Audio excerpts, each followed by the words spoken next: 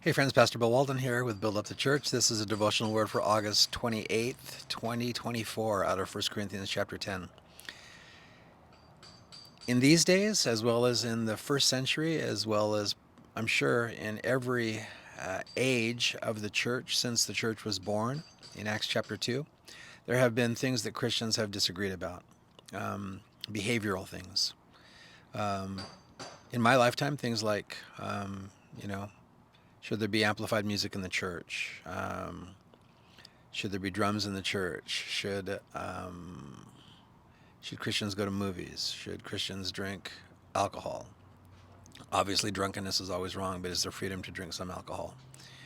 Is there freedom to go to the beach? Is it okay for a woman to wear a two-piece bathing suit? Any number of things where Christians can disagree on behavior, and where Christians have different convictions about things. For some, it's okay to go to the movies. For others, it's not.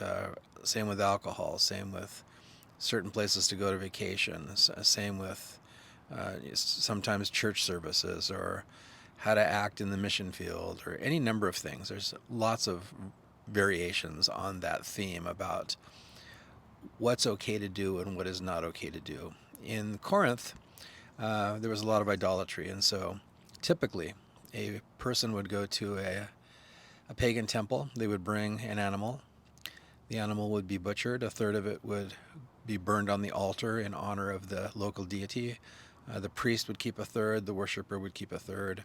If the priest didn't want the meat, he could sell it at the marketplace, or they had an actual restaurant on site at the temple. So those questions came up. Should we eat the meat if we buy it in the marketplace? Paul says in 1 Corinthians 10, you can eat the meat if you buy it in the marketplace as long as you're not violating your conscience or somebody else's conscience. But don't eat it at the temple, because the temple is a place where they worship these false deities, and you're partaking now in more than just a meal. You're taking place actually. You're partaking, in other people's worship of a demonic force. It's a complicated argument. You can read chapter 10 in 1 Corinthians on that. How do we sort through all these things? Paul gives us some amazingly clear and concise standards to live by. So this is out of 1 Corinthians chapter 10, verse 23. He says, all things are lawful for me, but not all things are helpful. Now, obviously, things that are illegal are not lawful, or things that are prohibited by the Bible are not lawful. But the things that he's been talking about, there is much freedom in the Christian life for personal conviction. If it's lawful for me, doesn't mean it's lawful for my other Christian friend. If it's lawful for me, maybe it's okay if I do it, but is it helpful to me, or is it helpful to them? Verse 23 again, 1 Corinthians 10:23, all things are lawful for me, but not all things are helpful. All things are lawful for me, but not all things edify. If you're struggling between movie, no movie, glass of wine, no wine, beach, no beach, certain kinds of clothing, not wearing certain kinds of clothing, you can boil things down to this. Is it helpful? Does it build me up? Does it build other people up? If it tears other people down, if it's not helpful, just avoid it. It's really, really simple. Then Paul says in verse 24, let no one seek his own, but each one the other was well-being. So maybe something's okay for you, but it's not okay for your brother or your sister, and they're with you.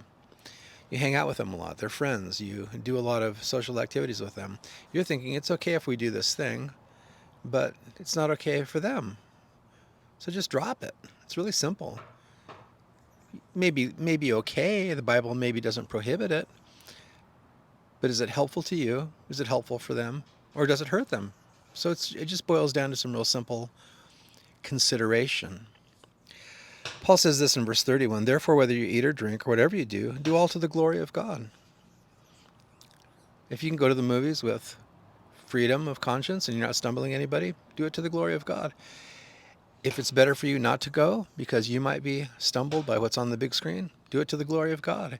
If you have the freedom to go but your Christian friend doesn't, then do something else, all to the glory of God.